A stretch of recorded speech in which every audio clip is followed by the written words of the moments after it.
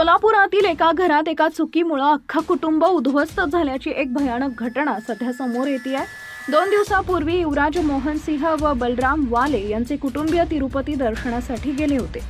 काल 31 ऑगस्टला त्यांच्या घरी नातेवाईक आले होते। सर्वांनी त्यांना तिरुपतीचा प्रसाद वाटला। यानंतर ते झोपी गेले। सकाळी जाग आली तर बलराम वाले यांच्या दोन्ही मुलांचा मृत्यू झाला होता। सोलापुरातील या कुटुंबासोबत मध्यरात्री जो काही भयंकर प्रकार घडला तो ऐकून तुमच्याही अंगावर अक्षरशः काटा येईल। या कुटुंबासोबत मध्यरात्री नेमकं काय घडलं ते पुढे पहा। त्या अगोदर तुम्ही आपल्या चॅनलवर नवीन असाल तर चॅनलला सबस्क्राइब जरूर करा, जेणेकरून अशा प्रकारच्या अपडेट्स या तुमच्यापर्यंत पोहोचत राहतील। गवंडी काम करणारे युवराज मोहन सिंह बलराम वाले, पत्नी रंजना, आई विमल आणि 2 मुलं हर्ष आणि अक्षरासोबत लष्कर परिसरातील बेडर पूल जवळ राहतात।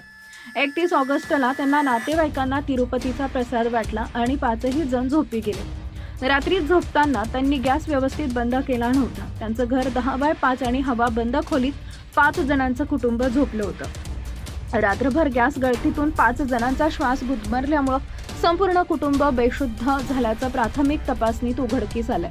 सकाळी 11 वाजले तरी त्यांनी खोलीचं दार न उघडल्यानं बलराम वाले यांच्या नातेवाईकांना फोन करून सर्व प्रकार सांगितला।